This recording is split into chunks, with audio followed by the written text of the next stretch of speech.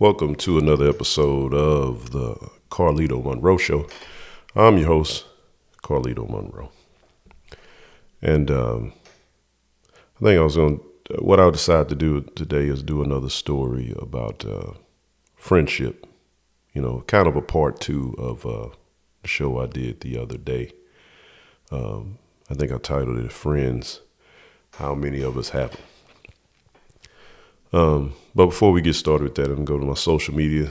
Should be at the bottom of the screen. I don't know which side. All of it's the same. Carlito Monroe Show. Donations are appreciated. Followers on Instagram.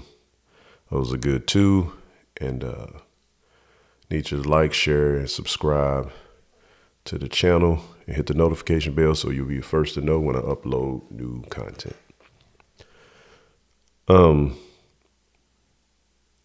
Yeah, I want to say something else about friends, and a couple of little stories I'll go into. Like I was saying the other day, people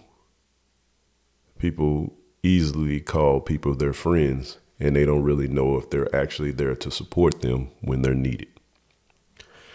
What I was thinking about the other day too, which that would just made a long video, so I decided to do another one today.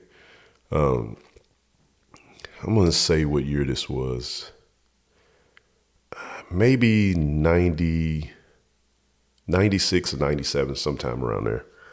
I was working at this laboratory place, and it was like a cold laboratory. It was a little small place. They maybe had 30 people working there, maybe 20. But at the time, I worked a midnight shift, and it was probably 6 or 7 of us there. And what happened was, it's a friend of mine, which I called him a friend. I grew up with him, known him since the 5th grade. This friend I know since the 5th grade. I always felt like we were, he was my best friend or bro or whatever they call it now. Well, we had been through a lot of stuff, and he wasn't like the other friend. He had helped me move before, and I'd helped him move, and, I felt like, he was a friend. So, well, what happened was, while I was working at the coal place, there was a guy that worked there that had a pistol that he was selling. I can't remember what kind. I think it was a Ruger or something, P89 or 90, whatever it was. So, at the time, I didn't need a gun. I already had one. And he was selling it, I can't remember exactly how much, and I was saying, nah, I don't need it. But we used to mess around with the gun. It was overnight, and where the lab was kind of in the middle of the woods. And so he'd shoot at like an old metal barn or something that was in the back. It was just something to do, just to be playing around. So anyway, the guy says, well, if you know somebody looking for a gun, hey, yeah, I'll sell it. I'm looking to sell it. I need to get the money for it. I said, well, I ask around or whatever. So anyway, like that next day, no, actually it was a couple of days later. The guy that I consider my friend, he, ironically, he was like, oh man, I need to get a gun. Somebody had broken his car or something. I think they broken his car or something. And then he didn't have a gun. He felt like he needed a gun. And law-wise, if somebody breaks in your car, you don't have a right to shoot them because they broke in your car. But I think at the time, that's how he saw it. He needed a gun. So I was like, oh man, this guy I work with, he's selling a gun, but I didn't need one. I had some little cheap gun I got from like a pawn shop or something. And looking back on it now, knowing more about guns, that it was not a good gun that I had anyway. I actually did better buying the Ruger gun and getting rid of that gun that I had. So, but anyway, he says, he's like, oh yeah, I want to buy, whatever. And then I said, yeah, I said, man, I'm going to go to work tonight. I'll let them know that you want to get it and we can, hook it up or whatever. So, I go to work that night. And I see the guy, and I say, yeah, my buddy wants to buy the gun. He'll give you $300 for it. And he was like, all right, cool. Let's call him up. I called the buddy. I said, yeah, you want to give him the gun or whatever. We don't know how y'all can meet up. So the guy says that I work with, the guy's like, well, I don't want to sell it to him. I don't know him. I'll sell it to you. Now, I didn't have $300 to buy this gun, especially a gun I don't need. So my idea was like, well, I'm telling my friend, I was like, hey, well, he don't want to sell it to you directly. He'll sell it to me and I'll give it to you. And this is all illegal. But I said, we can do it like that. I said, well, tomorrow I'll just, I'll run by, pick up the money. And then, tomorrow night I get it from him the next day. I'll drop it off when I get off work the next, that morning. And he says, well, but no, I don't want to give you my money to do it like that. And then he's like, well, he can just sell it to me. It'd be cool. And I was like, well, he don't want to sell it to you like that. You know what I mean? He's right here. He could tell you he don't want to sell it to you. I mean, but he probably don't want to do that. He wants to sell it to me and I sell it to you like that. I said, it's not a big deal. I pick up the money and then, do it like that. It's not a big deal. Oh man, I don't know. You might run off with my money. And I'm like, what? I said, what are you talking about? I said, man, I ain't gonna take your money. I mean, this is a guy I've known forever. I know his people. He knew my people. He was, like I said, he was more of a friend than the friend I talked about on the last show. And I was just like, man. I say, man, you know everybody I know. You know what I mean? This is actually like he was a family member. I say, man, I ain't gonna take your money. It's $300. I say, I'm gonna throw away a friendship for $300. And he's like, oh no, man, I didn't do it like that. And then, so I'm offended at this point. Even though I was younger, I still was offended. I was just like, man, you think I'm gonna take your money? And he's like, oh, I don't know, man. No, I don't know. And I just said, and I said, okay. I said, well, that's how you want to do it. I don't know. Well, won't you give him the three? I said, dude, I ain't got $300 to give him. And I don't trust you enough for me to go pay $300 to get this gun and then turn around and then you don't buy it from me. And then I'm stuck with a gun that I don't want. With $300 I could have used for something else that I would have wanted. So I was like, I don't trust you to buy it. You don't trust me to take the money to get the gun. I don't trust you trust you enough for me to use my money and you get the gun from me. So I was like, so you just won't have a gun. You find it somewhere else then. I say, you find some other way of getting it. You just won't get this one. So after that, I was like, hey, man, I got to get back to work. So I got off the phone. Now, to me, like I said, that bothered me because I felt like this was my friend. We know each other's family, everything. You know what I mean? And I was just like, yo, I know I'm a friend that wouldn't take his money. You know what I'm saying? I'm not a thief anyway. So, but I'm not a... And don't get me wrong. I feel like anybody is a second away from being a thief. And it really depends on the situation. If it was $2 million in cash that's untraceable in some way, you can just make a left instead of making a right. And you know what I'm saying? I think it's highly possible that anybody could be a thief in a certain situation. But this being my friend and it being $300, I just don't see that. So I feel like I was more of a friend to him than he was to me. And him not trusting me made me feel like, man, I've been wasting time with this guy thinking that this is my guy. And he really wasn't. And he didn't trust me like that. I guess I trust him like that because there had been situations in the past where I gave him money. It was never $300, but $100, $50, $80. That's the kind of trust I am with a friend because money is money. To me, money's relative. I'm not rich by any means, but it's relative. Money, $100 may mean something to you. It may not mean much to me. $1,000 may mean a lot to me and may not mean that much to you. It all depends on the situation. There's people that don't care about money at all. You know what I mean? It's people that are rich. They give away money all the time that doesn't care. So money's relative. It really depends on who the person is and what it means to you.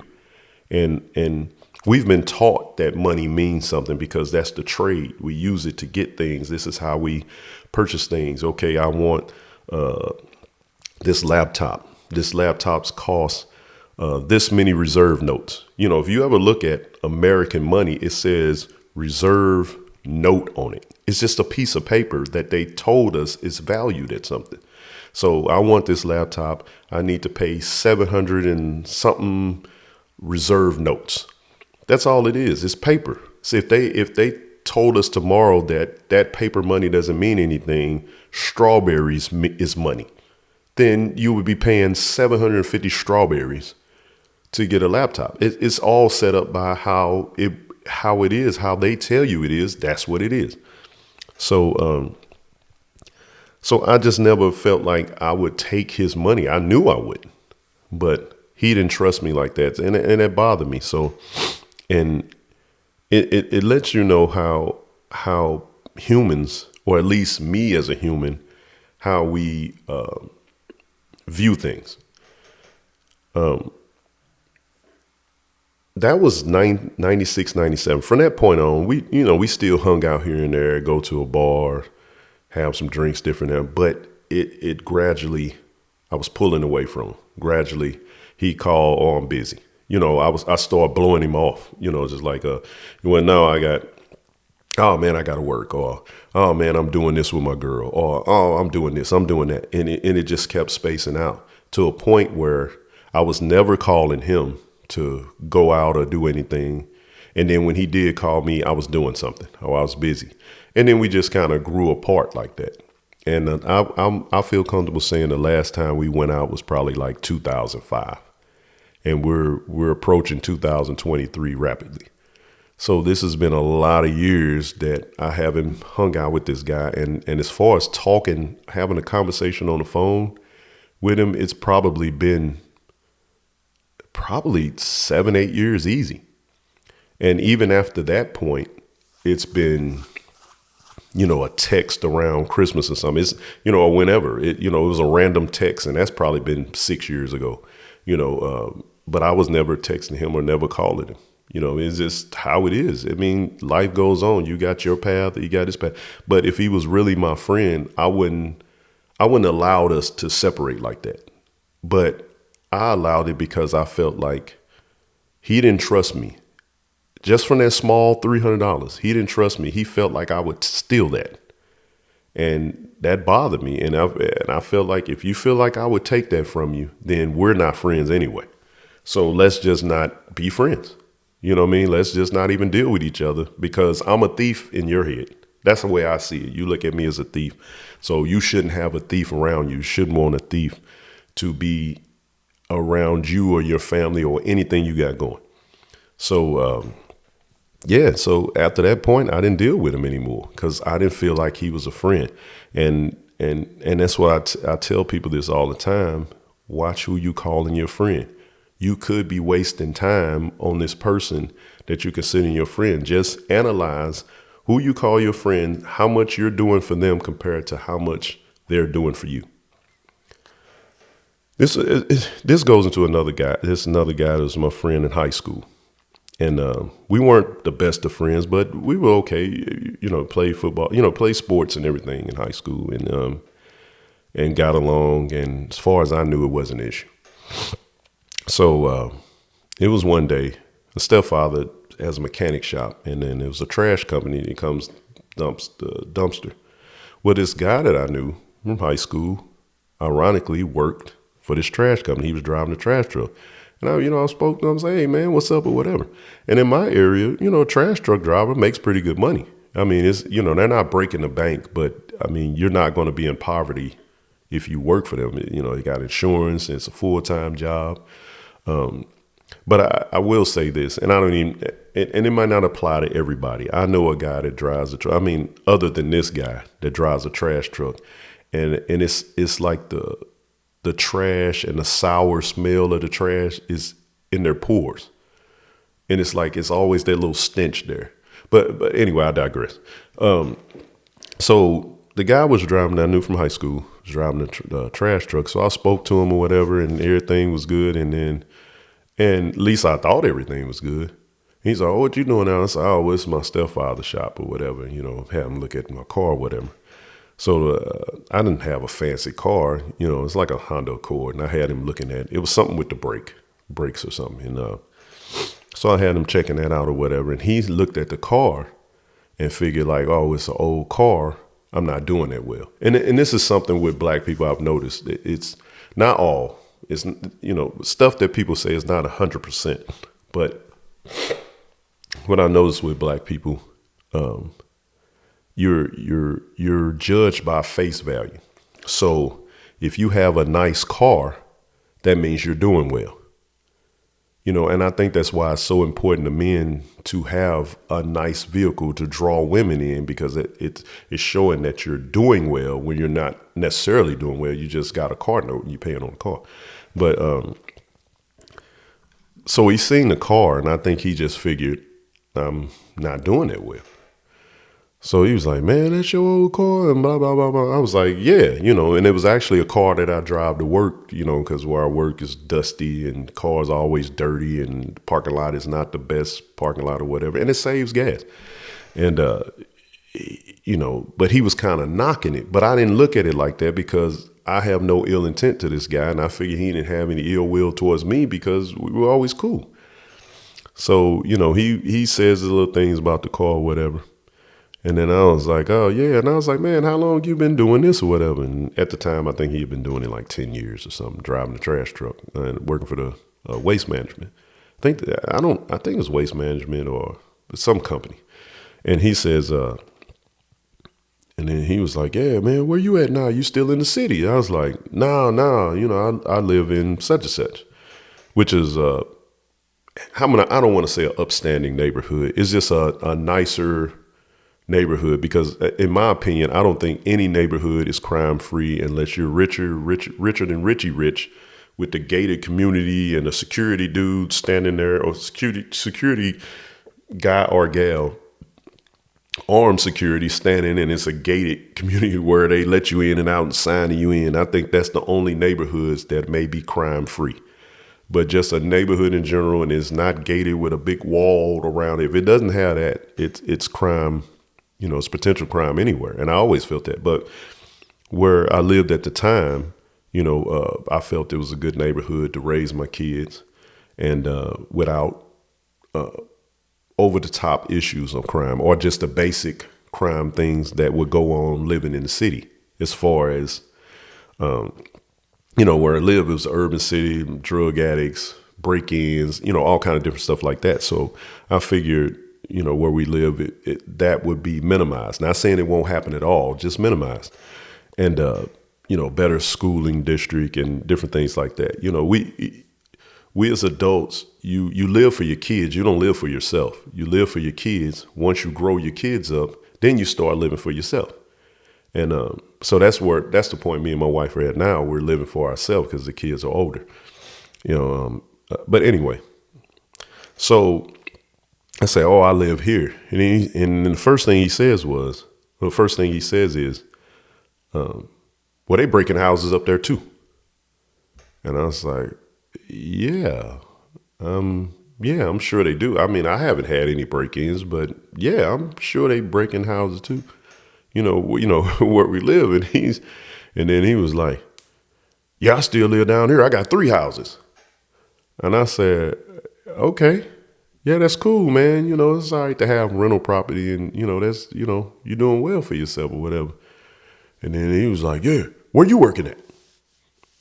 And when he says that, and I was just like, I didn't want to tell him where I was working.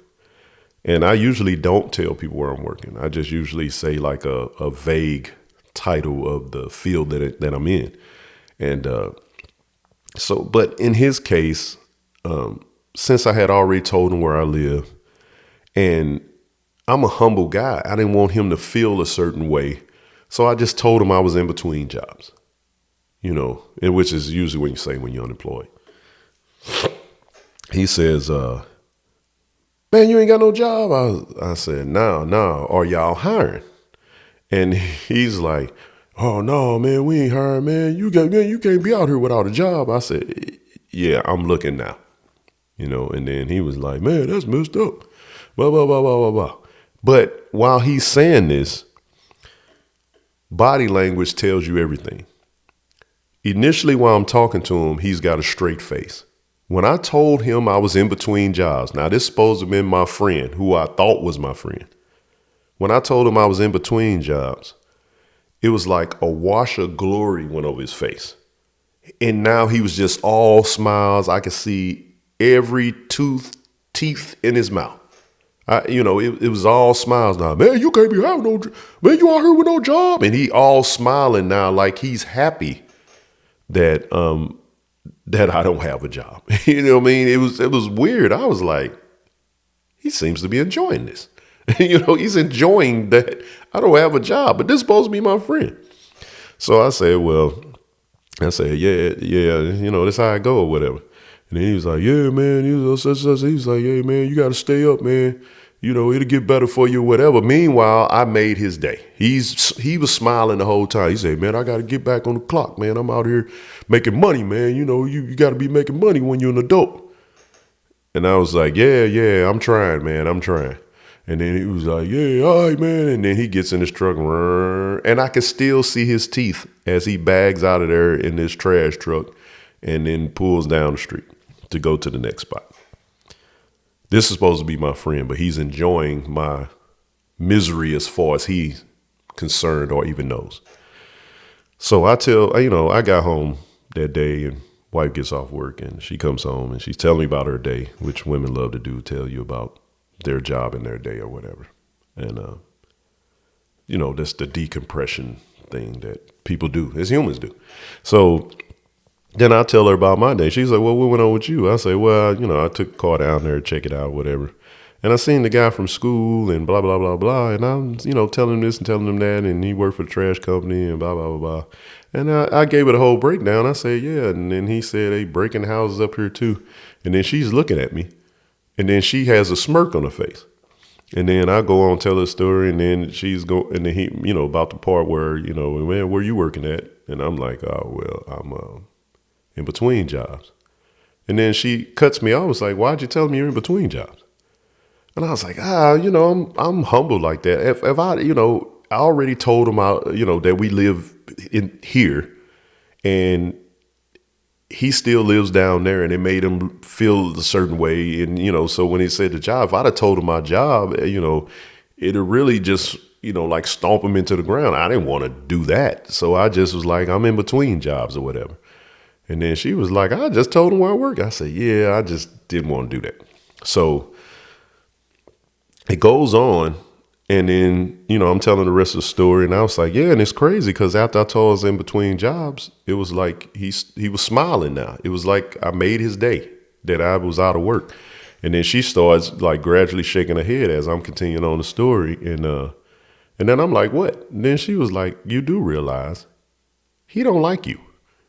And I was like, yeah, but he was always cool in school. I mean, it was never, we took we was in a lot of the same class. A lot of times we were sitting next to each other in homeroom and different classes. It was just, it lined up like that, and we was cool.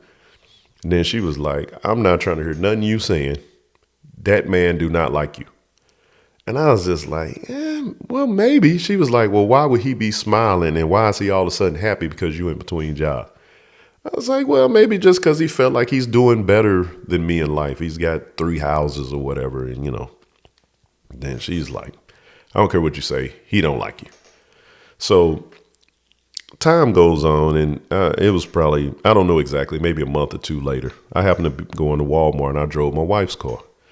And at this time when I drove my wife's car, her car was brand new. And it's a Mustang GT California special. We don't live in California, but that was just a package or whatever. And it has a unique look, special rims, red calipers and all that. And it's silver. It's a good looking car. Still is a good looking car, even though it's considered old now. And but at the time it was newer. And ironically, I drove her car to Walmart and I parked. And I ended up parking right next to him. And he had like I don't know what year Tahoe, but it was an old Tahoe truck. Had a little rust. Chevys tend to rust around the wheels anyway, but it had a little rust on it and caps missing off the wheels. It wasn't in the best shape truck, but that could have been just a truck he works in, or it could be his regular truck. I don't know, but I didn't even know that was his truck, but I ended up parking right next to him. But when I'm getting out, he was just pulling up with his buggy and stuff with him. And I'm assuming that was his wife and a couple of kids in tow. But, I don't know if that was his wife or not. Could have been his baby mama. Who knows how it goes. So I'm like, oh, what up, bro? You know, woo, woo, woo. And then I'm speaking to him, and instead of him speaking back, the first thing he says is, "That's your car?" Now, you think about this. I walk up to you and say, "Oh, what's up?" Whatever your name is. I'll just say Jack. "What's up, Jack?" And your response is, "That's your car?" Not speaking back.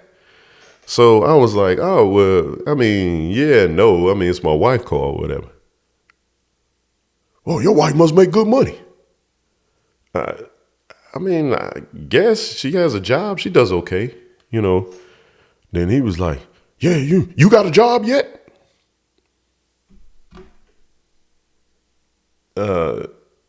You know, and I started to tell him that I had a job. But I'm like, nah, I'm finna go in Walmart now and see if they hiring. You know, just being who I am.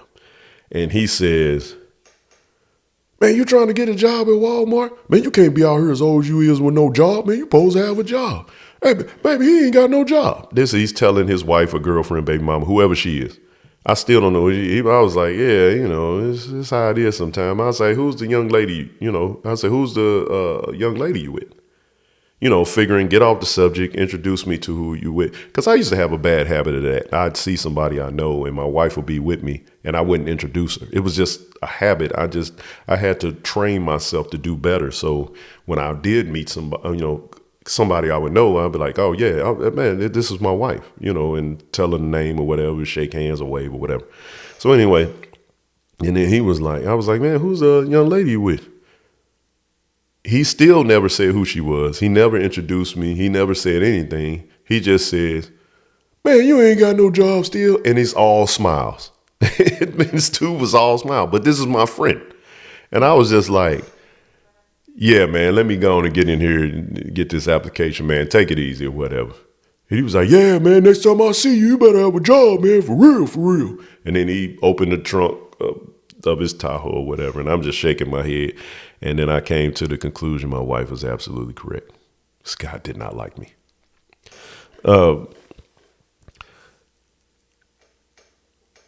It's crazy how people see people. Everybody is not your friend. And that was something I had to learn as I got older. And it's the message, just like I said the other day. Whoever you're calling your friend, analyze that.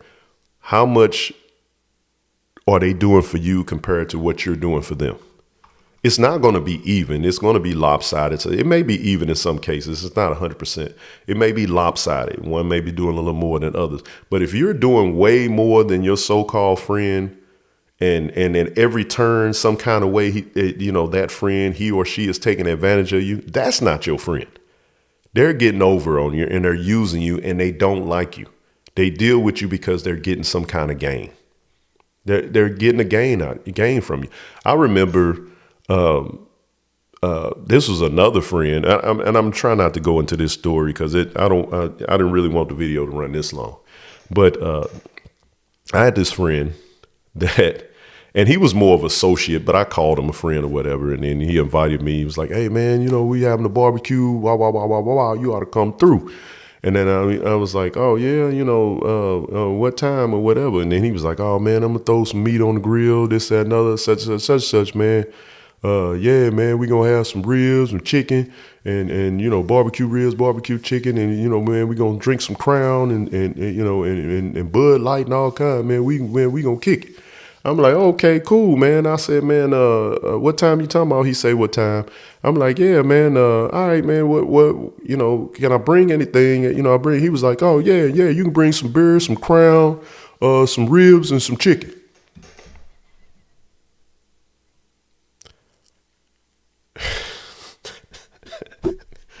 Looking back on it, it's just absolutely ridiculous. He's planning on having a barbecue with ribs and chicken, beer and Crown being Crown Royal. I asked him, "Is there anything I could bring?" And I'm bringing everything that involves this barbecue, other than, I guess, the barbecue pit and some charcoal. I'm the barbecue. So, so you're having this barbecue. If I don't show up, the barbecue don't go down because you want me to bring the meat, the drinks, everything. And it just goes to show you, these are your friends. You know what I'm saying? This is your friend. Needless to say, I did not go to said barbecue. And if I was to guess, it probably didn't happen because I would have been bringing everything and I didn't go. But this is what you deal with. This is what you deal with. That's what I ask anybody view this. Just analyze who is your friend. When you see you're doing way more than them, get away from them. Don't waste your time any further with them, because all you're doing is that person's in a way of somebody who could really be a friend to you. Or maybe you just don't need to have a friend at all. Just let it be your associate. Just let that person be your associate and move on. And there's nothing wrong with having an associate. But I'm going to go ahead and wrap this show up because it ran longer than I wanted to. I really planned on this being a quick story, 10, 15 minutes, but I run on at times, especially with life stories and different things, because I get irritated, especially things that where I've been taken advantage of, or at least I felt like I was taken advantage of. But I leave any viewer with this. Just analyze who's your friend. Just see how much you're doing for them, because everybody's not your friend. You hear these stories all the time, especially with women. The woman that the woman can have a friend, and then the friend is hitting on the husband. You know, how does that happen? It happens because that friend is around the couple the whole time. And it's convenient for the guy, it's convenient for the girl. Meanwhile, the excitement of it all, and they're getting over on the wife, you know, or the girl, or the girlfriend, or the baby mama, or whatever that relationship is. But this is your friend. You know what I mean? Watch who you're calling your friend, man. That's all I can say. And you got to analyze it, because it's people, they'll be friends with you and they just get over on you. Let's go ahead and wrap this show up. Hey, you like the show? Like different stories like this, entertainment news, local news. I do reaction videos, different things like that. You got to hit the subscribe button. You got to hit the like, share, subscribe, hit the notification bell when I upload new content. It's your boy, Carlito Monroe. Peace.